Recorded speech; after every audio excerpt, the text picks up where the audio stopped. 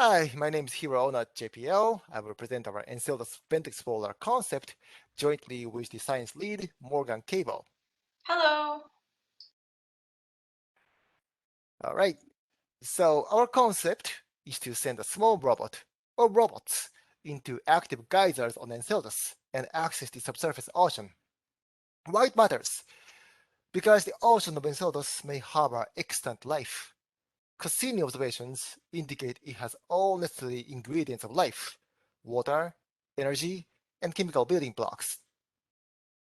And the geysers found by Cassini offer us a pathway to go through the thick ice shell and reach the hidden ocean. And the discovery of extant alien life would have a profound impact on science, philosophy, and even on our civilization. That is absolutely right, Hiro. And it's not the only reason to go. Enceladus is a fascinating world, and we're working to understand its plume, which is sourced from the South Polar region. It's got these four massive tiger stripes. This is where the plume is emanating from. And thanks to all the amazing discoveries of Cassini, we know that it's sourced directly from the subsurface liquid water ocean.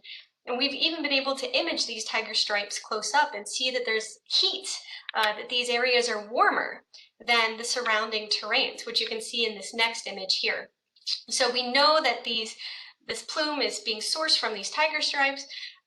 We know that this is a fascinating place both for astrobiology as well as just understanding the geochemistry, how this world came to be. But how do we collect the samples that we want to collect? Let's take a closer look at these tiger stripes, these crevasses. As you can see, they have ridges that then go down into troughs.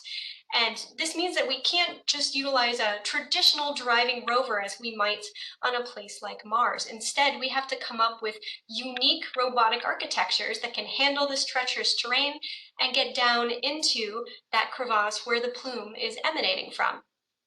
But what does it look like down inside of that crevasse? Well, there are a couple of different end member cases that bound the possible eruption mechanisms that could be at play here. Now, Cassini data is fantastic. It's given us a lot of hints as to the composition of that ocean and the energy sources that could lead to or power an ecosystem there. But we don't have enough data to distinguish between these two models. And this is important because the model that may drive the plumes also drives things like the geometry of those vent conduits and how we might access those with different robotic architectures. So this means that any future mission to Enceladus is going to need some sort of orbital element to collect more data before trying to send something down some of these vents. Now, what else has the science team been up to? Well, we've been doing a lot of work.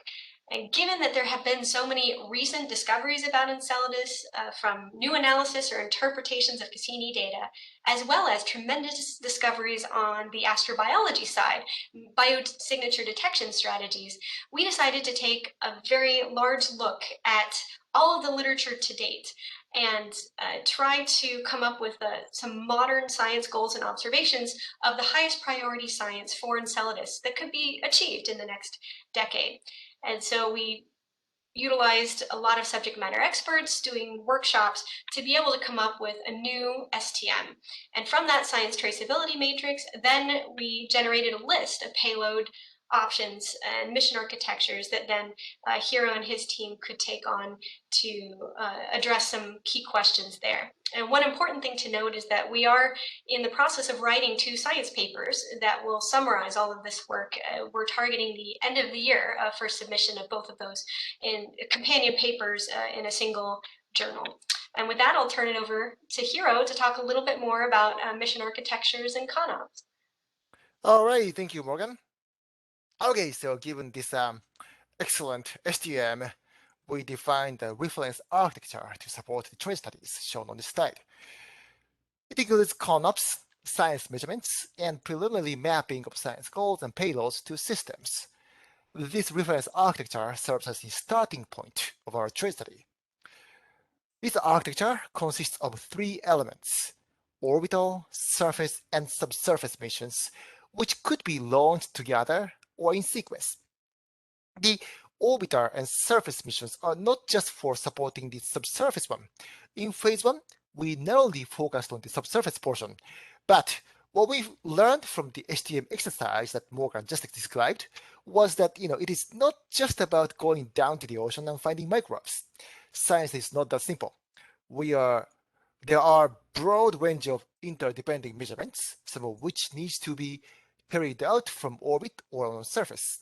Therefore, in phase 2, we decided to include orbital and surface missions in the scope of our trade. So, starting from this reference architecture, the goal of our trade study is to identify a set of implementable mission concepts. And we defined the structure of a system trade study to identify alternative architectures and quantities of interest to measure implementability. And one of the key subsystem traits is the mobility system. In phase 1, we conceived a small limbed robot as a point design. But in phase 2, we reopened the trade and held the workshop to brainstorm and then narrow down viable options such as the octopus-like robot, or an eel-like robot, or even an inverted rocket. And these may sound crazy, but we found them actually promising with regard to the metrics that we defined, particularly the eel robot. And autonomy is another key subsystem trait. We identified 4 key operational challenges in the EVE concept: limited communication, highly limited visibility in vent, unavailability of orbital reconnaissance of the surface, and that inactivity does not imply safety due to dynamic environment. We then identified the 3 themes that are essential to the mission concept: autonomous mobility, adaptivity, and resilience. We then broke them down to 11 autonomy capabilities that are needed to be implemented. And risk mitigation is another phase 2 goal, and a major risk is, of course, the high-speed jet. So we are creating an Enceladus geyser on Earth in JPL's cryogenic facility. This chamber can be depressurized to near vacuum and cooled down to 100 Kelvin. And you can see that the shape of the jet changes as we depressurize, from a diffuse one to a linear one like this. And we have a high-speed camera which can take pictures at tens of K frames per second for characterizing the flow. We are currently setting up the facility, which took longer than we hoped, but it's close. And we are going to perform several tests for mitigating key risks, such as physical impact from high-speed solid particles and ice condensation. And also, our NIAC study resulted in a parallel effort funded by JPL, in which we are prototyping the hardware and software of the EELS robot. We are planning to perform field tests in Athabasca Glacier in Canada starting next year. All right, so we are in year 2 and we have 9 months left. And the system trade study will be at the center of our remaining activities. And we will also finish setting up the cryogenic facility and run experiments. And finally, we're gonna identify technologies needed to enable the EVE concept and create a roadmap. And finally, and most importantly, I would like to thank all of our team members who did excellent jobs. And we thank deeply the NIAC program for enabling and supporting this study. Thank you very much.